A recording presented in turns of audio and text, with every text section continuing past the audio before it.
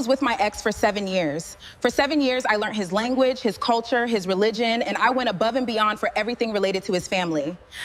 I was the main earner, so I had no problem paying the rent, helping his family financially during the pandemic, and co-signing for his car because his credit was terrible.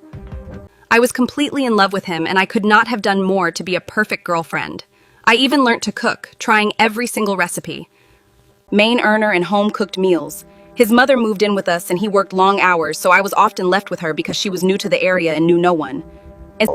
And again, emotionally and financially, I did everything for her as well as everything for her son.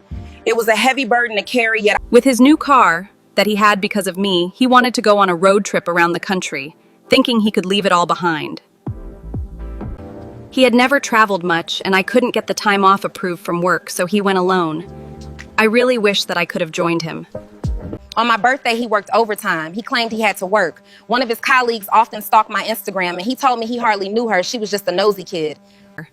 My instincts told me that didn't sound right, so I spent 6 months paranoid with him, telling me I was crazy and jealous and that I needed therapy. Then his insults got worse, and then the physical abuse started. My friend was aware of my suspicions, and she was keeping an eye on this girl's posts for me.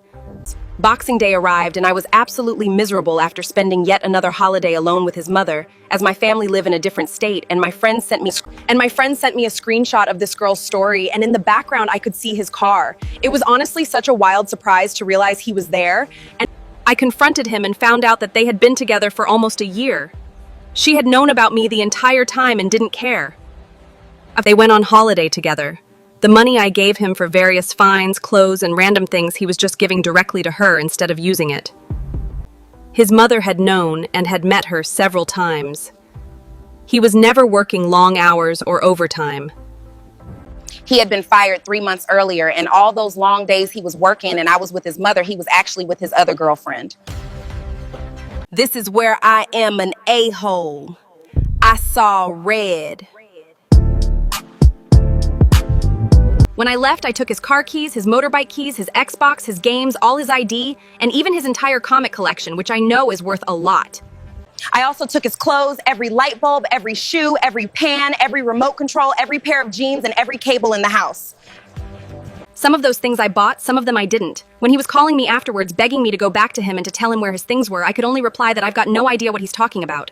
He is going crazy and he should consider therapy, exactly like he always told me. About a month later in a nightclub, I bumped into some of his friends. That night, I slept with his childhood best friend. A couple of months later, I bumped into his other girlfriend. She actually tried to be nice to me, and she seemed extremely interested in what I was doing and how I was doing. Obviously, I had blocked them both, but I was still obsessing over them on my friend's account, so I knew they had stayed together, which honestly, I am still processing. As subtle as possible, I said that I was doing great, we had been in therapy and we were working it out, and I could not stay long though because I was late to meet someone and I left before she could reply. She thought he was now cheating on her with me, and from a bit of online stalking, I knew they had split up a couple of days later. He's now single, comic bookless, with no clothes, no way of cooking, no income, with friends he can't trust, living in the dark and with no way of proving who he is. Like I said in the beginning, I have zero regrets. It was all a part of the grand plan, and honestly, I would do every single thing exactly the same way again.